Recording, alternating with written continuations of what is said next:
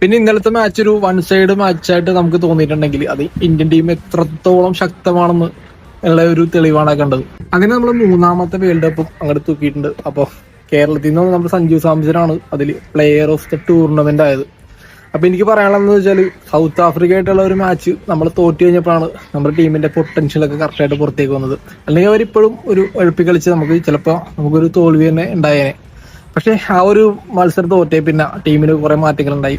സഞ്ജു സാംസൺ ടീമിലേക്ക് വന്നെന്ന് മാത്രമല്ല പുള്ളിക്കാരന്റെ ഒരു വീക്ക് പോയിന്റ് ഒക്കെ മനസ്സിലാക്കി അതൊക്കെ തിരുത്തി പുള്ളി കറക്റ്റ് ലെവലിലേക്ക് ഇപ്പൊ എത്തി. ബുംറയൊക്കെ ഉള്ളപ്പോൾ നമുക്കൊരു ധൈര്യമാണ്. അപ്പൊ ഏത് സാഹചര്യത്തിലും പുള്ളിക്കാരൻ ഇന്ത്യക്ക് അനുകൂലമായിട്ട് കളി തിരിക്കാൻ കഴിവുള്ള ഒരു പ്ലെയർ ആണ്. ഈ അടുത്ത വർഷം വരാൻ 50 ഓവർ ODI വേൾഡ് കപ്പ് കൂടി കിട്ടിക്കഴിഞ്ഞാൽ നമ്മുടെ ആ ഒരു ചാപ്റ്റർ അങ്ങോട്ട് ക്ലോസ്ഡ് ആണ്. അതായത് വിരാട് കോഹ്ലി രോഹിത് ശർമ്മയൊക്കെ ഉണ്ടാവട്ടെ എന്നാണ് എൻ്റെ ഒരു പ്രതീക്ഷ. എന്നാലും നമുക്കൊരു കിടിലൻ മാച്ചൊക്കെ കാണാൻ പറ്റുള്ളൂ. അപ്പൊ ഓക്കെ, അടുത്ത വീഡിയോയിൽ കാണാം. ബൈ.